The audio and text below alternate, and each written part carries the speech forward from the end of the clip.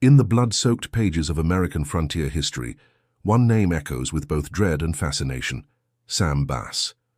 To some, he was a devil in boots. To others, a bold rebel who laughed in the face of authority. But whatever you believe, there's no denying the impact this man had on the mythos of the Wild West. He was no ordinary outlaw. Sam Bass didn't just rob trains, he robbed time itself, seizing his moment in history with reckless courage, and leaving behind a trail of stolen gold, broken laws, and immortal legend. The mere mention of his name once sent chills through Texas lawmen, freight conductors, and bank tellers. This was the man who turned quiet stations into battlegrounds, and who, with a revolver and a wry smile, made the U.S. government chase its own tail. He was elusive, fast, daring, and dangerously charming.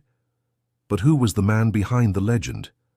What pushed a boy from Indiana down the dark and dusty road to infamy? Our journey begins in the year 1851, in the humble town of Mitchell, Indiana, nestled among rolling farmlands and whispering trees. It was here that Sam Bass entered the world, completely unaware of the legacy he would carve with gunpowder and grit. His life began quietly, the son of Daniel and Elizabeth Jane Bass, a multiracial family with deep roots in North Carolina. But fate did not offer him a gentle start. By the time Sam was barely a teenager, both of his parents had died, leaving him orphaned and vulnerable. The world, as if to prepare him for the hard life ahead, struck early and struck cruelly.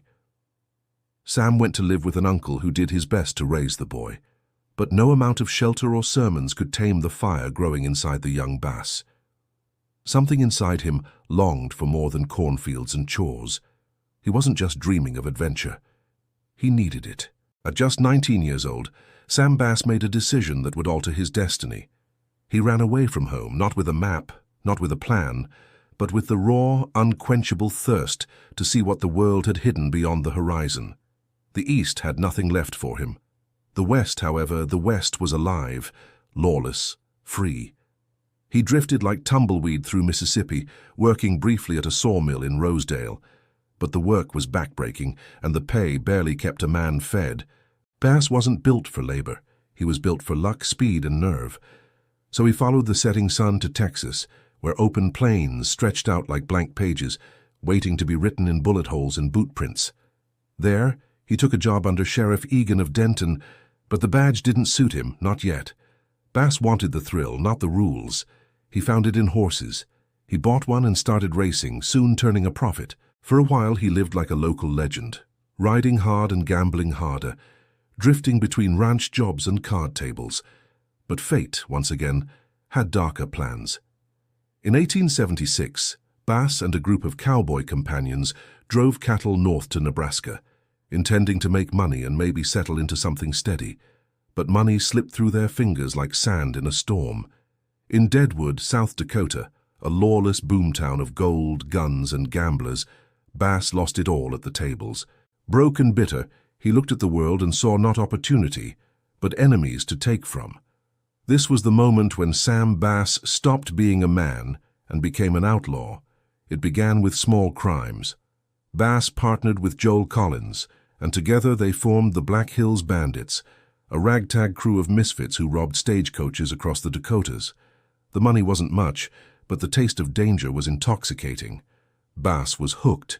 He wasn't interested in scraping by. He wanted the big score, the one job that would turn his name into a whisper across the plains. That moment was coming, and it would make Sam Bass the most wanted man in the West. There are men who are born to follow rules. Sam Bass was not one of them. After leaving home behind, the young drifter carried with him nothing but grit, a restless spirit, and the wide-eyed ambition of someone who believed the world owed him more than plows and calluses. His first destination was Rosedale, Mississippi, where he found work at a sawmill. The days were long, the pay barely enough to afford a warm meal, and the air thick with dust and desperation. He chopped, hauled, and sweated through the seasons. But for Sam Bass, labor without reward was a kind of slow death. The sawmill taught him a truth he would carry into his outlaw days. A man could break his back and still die poor. So he left. Again. This time, westward. The land was calling. The vast open plains of Texas, still untamed, still brimming with stories waiting to be carved in gunpowder and grit. Bass arrived in Denton, a rough-edged town nestled in the North Texas prairie. He picked up work with Sheriff W.F. Egan, wrangling cattle, fixing fences and chasing strays. Sam took to the job with quiet resolve, but it wasn't long before the same itch returned. This wasn't the life he wanted. He didn't crave structure or orders. What he craved was the thrill of uncertainty, the kind that flickers just before a gun is drawn or a horse makes its final lunge toward the finish line. And it was a horse that changed everything. After scraping together his wages, Sam Bass bought a modest steed, not the fastest, not the strongest, but spirited. That spirit matched his own, and soon the pair became inseparable. In those early Texas days, Sam Bass became a gambler, a horse racer, and a man chasing fast fortunes. He raced in dusty arenas outside of Denton and San Antonio, betting not just his money but his future. To his surprise, the horse kept winning. He gained a reputation, not just for racing, but for always managing to walk away with more than he arrived with. Some called it luck, others whispered about cheating, but Bass didn't care what they thought. He was surviving, he was earning. And for the first time, he wasn't under anyone's thumb. Still, survival was never enough for Sam Bass. In 1876, with the southern heat clinging to his collar and a burning hunger for something bigger, Bass teamed up with a few fellow cowboys, Joel Collins, chief among them, and joined a cattle drive to Nebraska. Their goal was simple: herd the livestock, sell them for a decent profit, and maybe, just maybe, turn that into a new start. They drove the herd for weeks, enduring sunstroke, bandits, and stampedes. When they finally arrived in Omaha, they sold the cattle and pocketed a respectable sum. And then, they headed north to Deadwood. If there was one place in the West that could devour a man a soul faster than the desert, it was Deadwood. A mining town born in the chaos of the Black Hills gold rush, it thrived on greed, violence, and the kind of sin that walked boldly in broad daylight. Streets filled with prospectors, gamblers, thieves, prostitutes, and killers. Sam Bass stepped into this den of vice with a full purse and an empty conscience. It didn't take long to lose it all. The poker tables in Deadwood weren't like the ones in Denton. They were full of seasoned sharps and conmen, men who smiled as they stripped you clean. Sam and Collins gambled hard, and by the time the week was over, every cent from the cattle drive was gone. No savings, no investments, just the sharp sting of regret and a thirst for vengeance, not against the men who beat them, but against the system itself. Bass looked around and realized something. Every man in Deadwood was stealing something. Some did it with cards, others did it with guns. And the ones getting rich weren't the ones working the hardest. They were the ones taking what they wanted. And so, Sam Bass decided to take. Teaming up again with Joel Collins, and soon joined by outlaws like Jack Davis, Jim Berry, and Bill Heffridge, they formed what would come to be known as the Black Hills Bandits, a ragged group of former ranch hands and gamblers who had nothing left to lose. They started small robbing stagecoaches, intercepting shipments and ambushing travelers across the Dakota Territory. They didn't make much in those first weeks. A few dollars, some supplies, a pocket watch here, a silver ring there. But the money wasn't the point anymore. It was the freedom, the thrill of outwitting the law, of staring down danger and surviving. For Sam, every successful heist felt like a piece of his identity being reclaimed. He wasn't just another broke cowboy anymore. He was building a legend. The gang's operations spread quickly across the Black Hills. Law enforcement, still thin and scattered in the region, struggled to track them. Meanwhile, Bass and his crew moved like ghosts, quick, ruthless, and unpredictable. They developed tactics, scouting parties, disguises, misdirection. And through it all, Sam Bass rose quietly as the unofficial leader. He didn't bark orders. He didn't need to. His resolve, his daring, and his refusal to betray his own earned him loyalty. But Sam wasn't satisfied with small-time raids. He wanted a heist that would shock the nation, something big enough to give him not just wealth, but immortality. That opportunity came in the fall of 1877.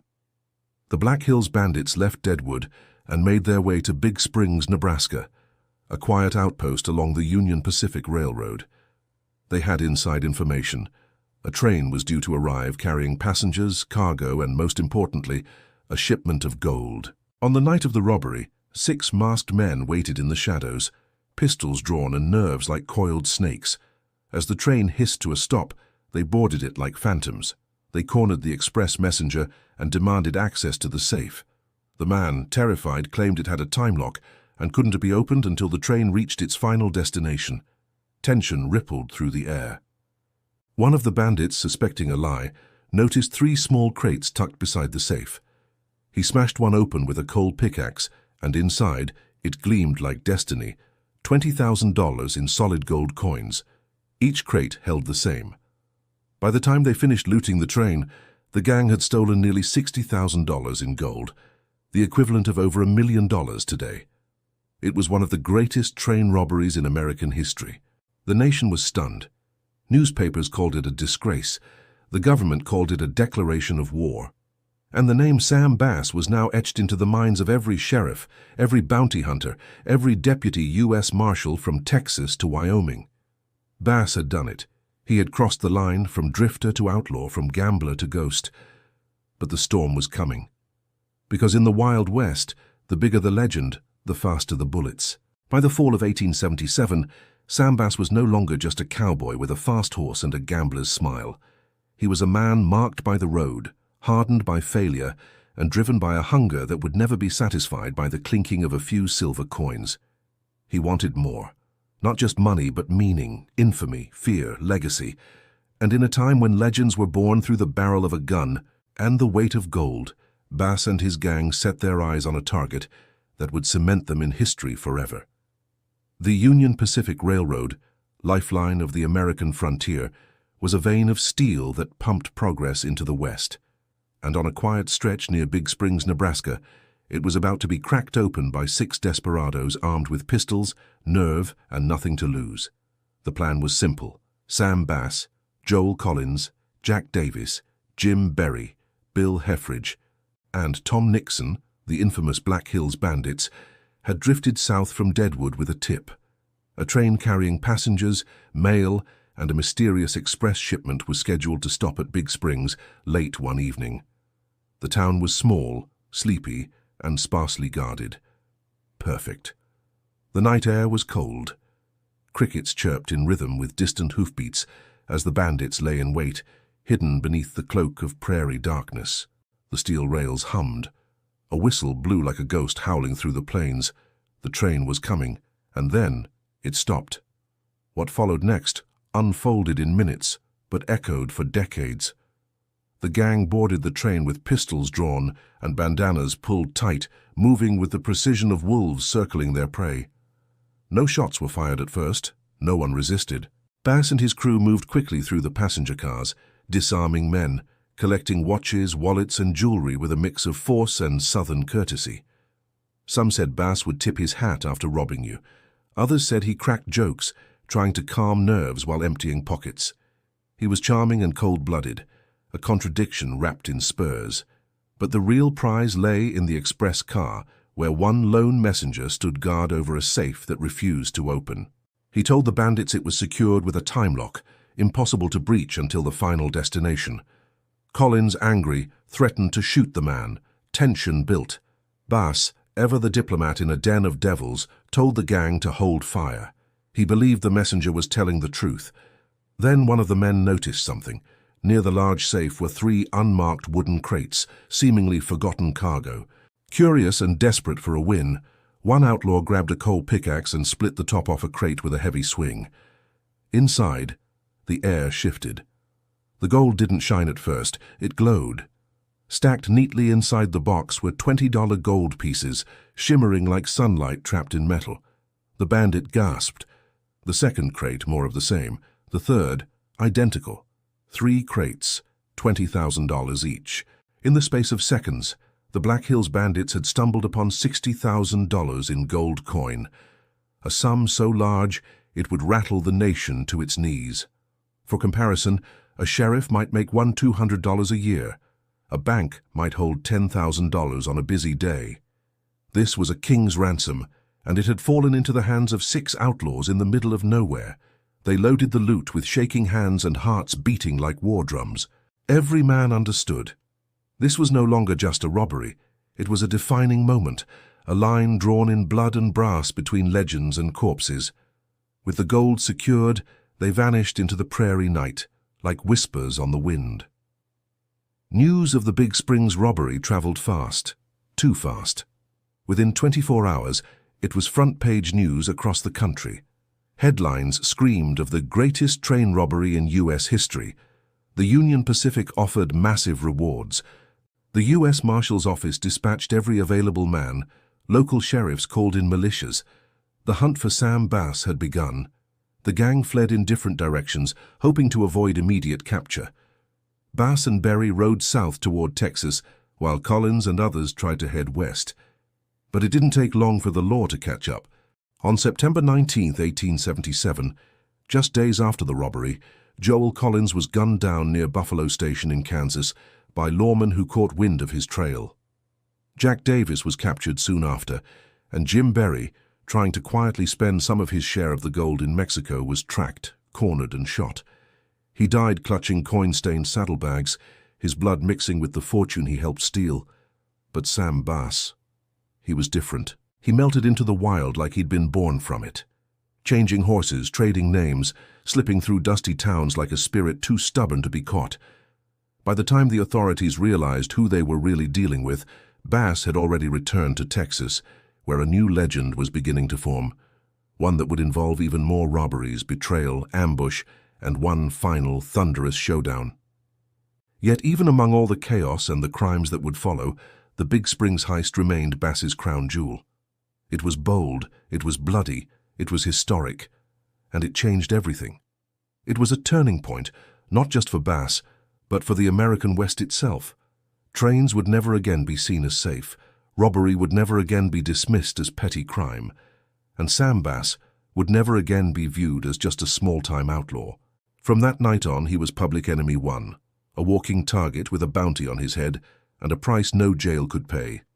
And though he would steal again, and kill, and ride with fury unmatched by any man of his time, nothing would ever rival the gold-stained night in Big Springs, where a cowboy became a legend, and a legend became something more.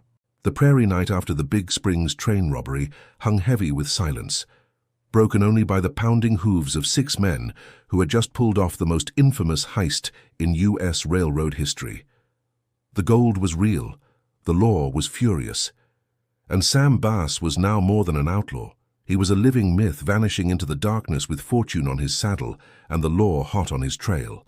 Following the heist, the gang knew they couldn't stick together. Not for long. Every lawman between Nebraska and Texas had been alerted. Posters bearing crude sketches of their faces started appearing in saloons and train depots. The Black Hills Bandits were no longer a ghost story. They were a priority target. Ogallala, Nebraska was where they chose to disappear. A dusty, weather-worn outpost town far from the loud cries of the press, it became their brief sanctuary. There they found an unlikely ally, a man named Moore, a store employee who used to be a courier for the Union Pacific Railroad. He knew the schedules, the guards, the whispers, and more importantly, he knew how to keep a secret for a price. The gang played a clever game. They didn't arrive like criminals, they arrived like concerned citizens. Moore, possibly knowing more than he admitted, engaged with them as though they were ordinary men. The bandits, cool and composed, pretended to be interested in helping law enforcement track the real criminals. They offered vague information, asked probing questions about the investigation, and carefully gauged the local temperature. It worked. The law looked elsewhere, chasing shadows. Moore provided food, horses, and tips on safe passage. The gang evaded capture, and with each passing day, their boldness grew. Ogallala became a temporary base of operations from which Bass and the others continued their spree, robbing travelers and carriages in nearby towns, always just far enough from the last crime scene to remain invisible. But Sam Bass was not a man built to lie low for long. The freedom of the open trail tugged at his soul like a wild horse. He could still smell Texas in his memory, the hot winds, the card tables, the wide stretches of land where a man could disappear into the horizon. And so, with the blood of Kansas lawmen on his heels and a fortune scattered among saddlebags and sympathizers, Sam Bass headed back to Texas. By early 1878, Bass had returned to familiar ground and quickly resumed his old ways, but this time he wasn't riding with the same band of outlaws. The gold from Big Springs had come at a cost.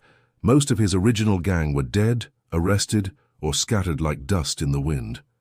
So Bass did what he did best. He adapted. He began assembling a new gang, recruiting sharp-eyed cowboys, frustrated farmhands, and desperate gunslingers who had little to lose and much to gain. Men like Henry Underwood, Seaborn Barnes, and later, the doomed Jim Murphy. Together, they formed a new outfit just as fearless as the last, and once again the railroads would bleed. Between February and April of 1878, Bass's new gang carried out a series of train robberies around Dallas, each one bolder than the last. They struck with such speed and precision that local sheriffs began to believe they were dealing with multiple gangs. One moment, a train near Mesquite was looted of its mailbags and cash shipment. Days later, another rail car outside of Allen was stopped, its conductor held at gunpoint while passengers trembled in their seats. Then, in March, they hit again, this time outside Hutchins, stealing several $100s and weapons from an unsuspecting shipment. Their final robbery in that string came near Eagle Ford, a mere 20 miles from Dallas. Though the haul was smaller, the message was clear. No train in North Texas was safe. But something was different now. The golden glow of Big Springs was gone. These heists weren't bringing in riches. Most of the loot barely covered ammunition and supplies. The targets were smaller, more erratic, the rewards meager compared to what Bass had once held in his hands. And yet they robbed anyway. Not for wealth, but for momentum, for the thrill, for the legend, and legends attract attention. Word of the Texas train bandit reached the desks of two formidable forces, the Pinkerton National Detective Agency and the Texas Rangers. The Pinkertons, known for their cold efficiency and dogged pursuit of outlaws across state lines, had files and informants at the ready. But it was the Rangers, led by the resolute Captain Junius June Peak, who would take up the hunt with a fire born of personal pride and territorial justice. Peak wasn't chasing Bass because it was his job. He was chasing him because Bass had become an insult to the very idea of law in Texas. Every robbery was a slap in the face to lawmen who had sworn to protect the railroads and the people. And so, the Rangers prepared. They studied Bass's tactics. They monitored local stables. They infiltrated saloons and tapped informants. And slowly, they began to unravel the threads of Sam Bass's world. But Bass was slippery, and he always seemed to be one gallop ahead. Yet even the best outlaw can't outrun betrayal. Among Bass's newer recruits was Jim Murphy, a young man with a sharp eye, a fast draw, and a secret weakness: his father. When Murphy's father fell gravely ill and was detained by the authorities, the Rangers played a cruel but effective hand. They refused medical treatment unless Jim cooperated, and Jim broke. He agreed to spy on Sam Bass to feed information directly to the Rangers in exchange for leniency and his father's life. It was the first crack in the gang's armor, and it would prove fatal. Murphy stayed close, pretending to be loyal, while documenting Bass's movements, his plans, his hideouts. The noose was tightening. Bass, ever confident, never suspected the young traitor in his midst. By late spring, the Rangers had everything they needed. As Sam Bass prepared for one final ambitious robbery in Round Rock, he believed he was still the shadow, still the storm rolling silently across the prairie. But what he didn't know was that his name had become a beacon, and the eyes of Texas were all upon him. The next chapter would not be another escape. It would be a showdown, a trap, a final ride where bullets would write the last lines of a story already too wild to be real. Loyalty is the last coin an outlaw spends. For Sam Bass, that currency was about to run dry, spent not at the end of a gun, but by the slow bleed of betrayal. In early 1878, with the Texas Rangers closing in, Bass's once loyal crew began to crack. The robberies had become smaller, the risk larger, the law smarter. The gang needed to lay low, strike big again, and vanish. But behind Sam's back, the threads were already unraveling. One of Bass's most trusted new members was a young man named Jim Murphy. He was sharp, quiet, capable with a gun, and seemingly loyal. But Jim carried a weakness far more dangerous than bullets: his father. Murphy's father, Henry Murphy, had been arrested during the ongoing investigation into Bass's activities. The law, knowing full well how to press a man without lifting a finger, denied the elder Murphy access to medical care while in custody. It wasn't cruelty, it was calculated leverage. Jim was desperate. With his father's life on the line and rangers whispering promises of safety and forgiveness in his ear, Jim Murphy broke. He agreed to turn informant, and with that decision, the fate of Sam Bass was sealed. Jim Murphy's betrayal was slow poison. He didn't flee. He didn't shout warnings. Instead, he stayed right by Bass's side, eating with him, riding with him, planning with him, while secretly funneling every move back to Captain Junius Peak and Major John B. Jones of the Texas Rangers. Using coded letters and rendezvous with undercover agents, Murphy revealed the gang's plans piece by piece. The Rangers learned of their hideouts, their shifting movements, and, most critically, their next target: the Williamson County Bank in Round Rock, Texas. It was meant to be another fast score. The gang planned to ride into town, assess the area, and strike the next day. But instead they were galloping straight into a trap. July 19, 1878, Round Rock, Texas. The heat of the Texas summer clung to every wall, every rooftop, every saddle. Bass and three of his men, Seaborn Barnes, Frank Jackson, and Murphy, entered the small town under the pretense of buying supplies. They tied up their horses near Kopfer's store, just down the road from the bank. The men were relaxed, laughing. Bass bought cigars. Barnes picked up chewing tobacco. None of them knew that Ranger George Herold and Deputy Sheriff A.W. Grimes had been tipped off and were lying in wait. Murphy stayed behind, stalling just as instructed. As the gang stood outside the store, casual as any cowboys in town, Sheriff Grimes approached. Whether he recognized Bass immediately or simply acted on suspicion is unclear. What is certain is this: he never had the chance to finish his sentence. In a blur of movement and gunpowder, the street erupted into violence. Barnes, quicker on the draw, raised his pistol and shot Grimes through the throat, killing him instantly. The sound of the gunshot shattered the quiet heat, and chaos followed. George Herold, perched nearby, returned fire. Sergeant Richard Ware, another ranger, flanked the street and opened up with deadly precision. And in the middle of it all stood Sam Bass, drawing his revolver, firing wildly, yelling for his men to retreat. But the ambush was too fast, too coordinated. As bullets flew, Bass was hit, once in the hand, again in the chest, and then the final shot, a searing round that tore through his lower back and into his kidney. He staggered, dropped to one knee. Blood filled his mouth. But somehow he didn't fall. Frank Jackson, the youngest of the group, acted with a loyalty that legends are made of.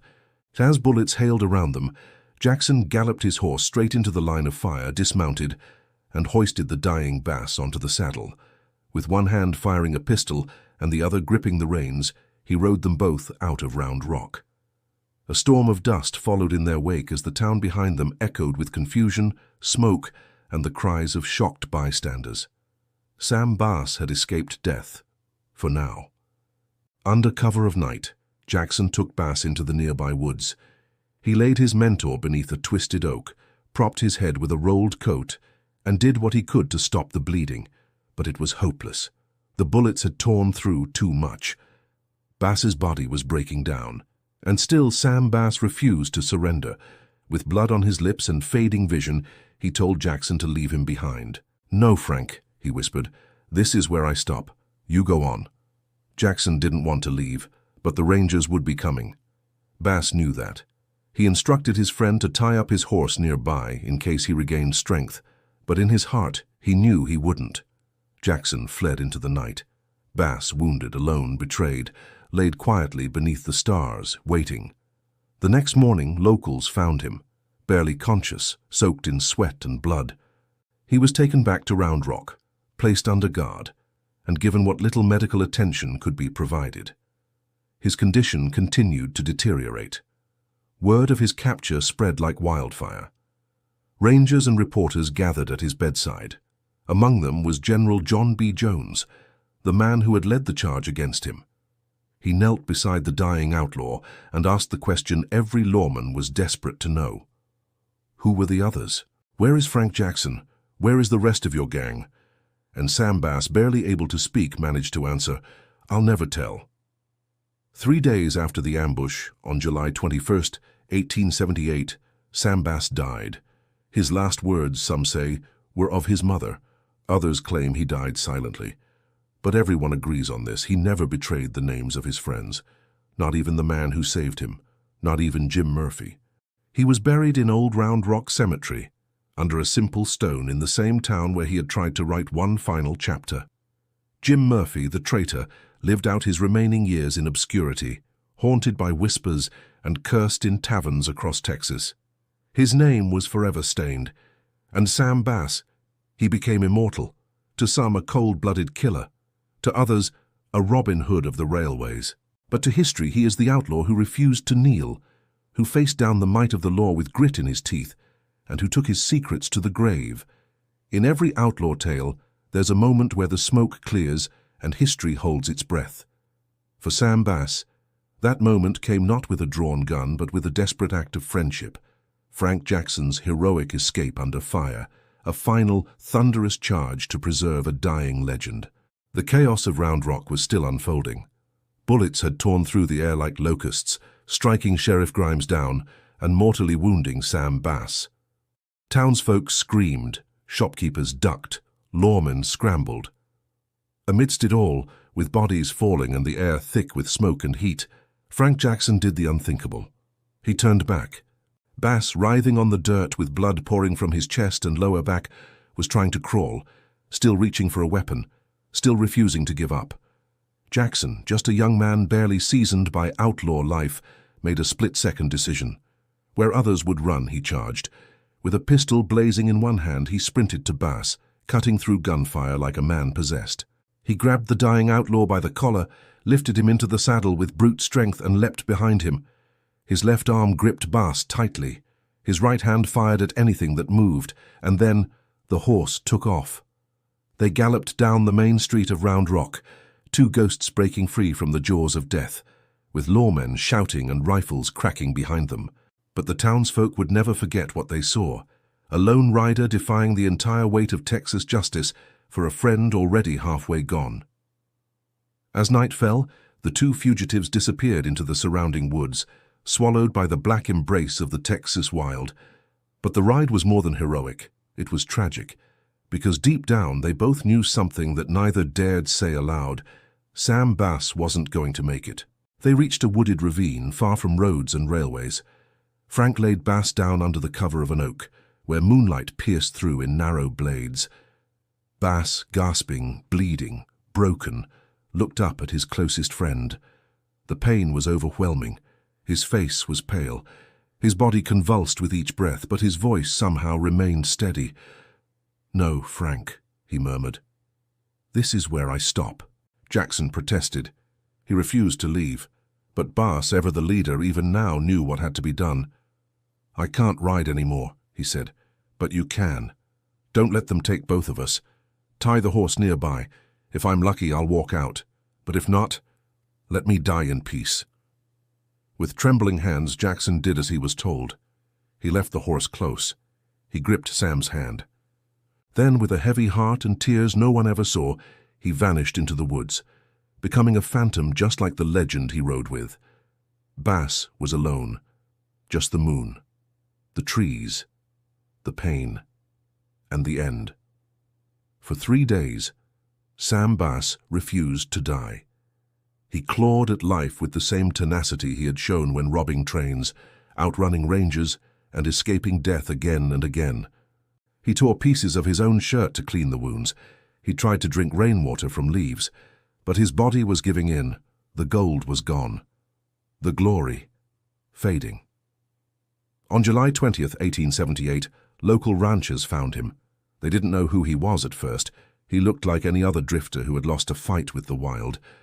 But when they recognized the revolver on his hip, the blood-stained hat, and the infamous outlaw face described in every newspaper from Nebraska to New Orleans, they realized they were looking at Sam Bass himself.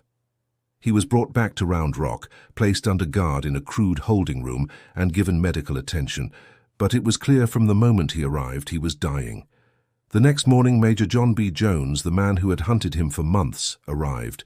He looked down at the outlaw who had eluded justice so many times, who had become a symbol of defiance. Jones knelt. Calmly but firmly, he asked the question on every lawman's mind. "Who helped you? Who's still out there?" Bass opened his eyes. His lips cracked into a faint blood-stained smile. "I can't tell you that," he said. And that was it. The great outlaw, the train robber, the fearless rider who had once stolen $60,000 in gold with a pickaxe and a dream, took his secrets to the grave. On July 21st, 1878, just days after the ambush, Sam Bass died, a single outlaw who had become a symbol of frontier rebellion. No final scream, no dramatic confession, just silence, and then legend. They buried him in Old Round Rock Cemetery, under a modest headstone. No parade, no salute, just a sister who traveled to the town to erect a simple memorial for her brother. It read only, "A brave man reposes in death here." And with that, a myth was born. In the years that followed, the name Sam Bass would echo through the canyons of Texas, down into every saloon ballad and outlaw tale told around smoky campfires. His loyalty became the stuff of legend, never betraying his crew, not even under the shadow of death. His boldness unmatched, robbing railways in broad daylight, charming townsfolk while outsmarting lawmen. His infamy unparalleled, his story becoming as much American folklore as any dime novel hero or villain. Hollywood would eventually find him. Songs would be written. His grave would become a place of curiosity, where visitors still come to this day, placing coins, bullets, and bandanas in quiet tribute. And Frank Jackson. He disappeared completely. Some say he escaped to Mexico. Others claim he returned years later under a different name. But no one really knows, and that only adds to the legend, because that's what Sam Bass became. Not a man, but a legend. In a world of shifting lines between right and wrong, law and lawlessness, Bass carved his name with a 44 and a restless heart. And though his reign was brief, the echo of hooves, gunshots, and gold coins scattered across the tracks of America still ring with his name. So if you ever find yourself in Texas, standing at the quiet grave of Sam Bass, remember this. He was no hero. He was no monster. He was something far more dangerous. A man free enough to choose his own fate, and wild enough to live it.